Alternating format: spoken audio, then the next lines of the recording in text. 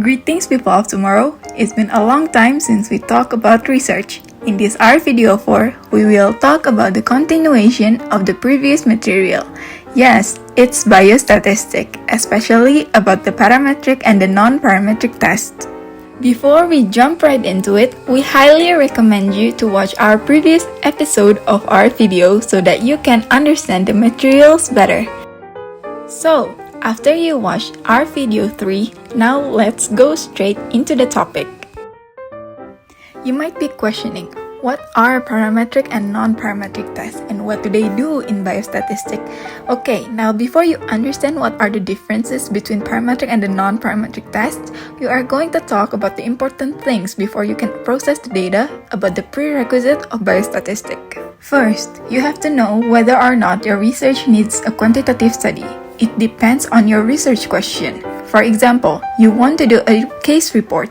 This means that you don't have to do a quantitative study.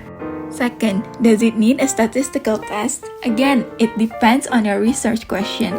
Do you want to find an association or just describe it? For example, if you want to know the characteristic of COVID-19 patients, a descriptive study would be more appropriate. Or if you want to know the reasons behind why some people do not support a vaccination program, a qualitative study is more appropriate. Third, can the data be tested? It depends on the number of samples, the type of data, the tools that you're using, for example like questionnaire, and the type of variable. After you fulfill all those prerequisites before, let's talk about the statistical hypothesis testing. What is it anyway? So, statistical hypothesis testing is used to determine a possible conclusion from two different and likely conflicting hypotheses. It is a way for you to test the result from a survey or an experiment to see if it has a meaningful result. There are two types, which are parametric and non-parametric tests. To decide which one to use, we need to know whether it fulfills the assumptions. If it fulfills the assumptions, then we can employ parametric tests such as t-test, ANOVA, and Pearson correlation. But if it does not fulfill the assumptions, we can use the non-parametric tests such as Mann-Whitney or Spearman. Okay, first, let's talk about the assumptions. There are several assumptions which are: first, we have a random independent sample. Second, the data is numerical data. It can be in an interval, ratio, or scale.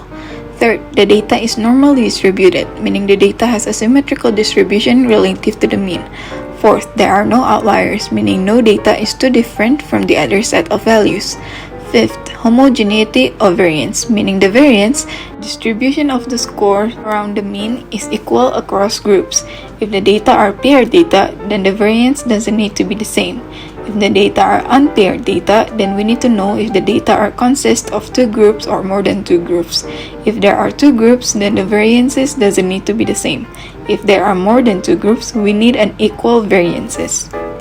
So, the parametric test tends to be more powerful. This means that this test is easier or more sensitive to detect a difference that truly exists. Now, what about the non-parametric tests? We utilize this test if the assumptions that we mentioned about the parametric test are not fulfilled. So here's the table to help you to choose a statistical test. Firstly, you need to know which type of variable that you're using and decide whether it has a normal distribution or not. After that, you also need to decide if the data belongs to an unpaired data or paired data. Lastly, determine whether it consists of two groups or more than two groups.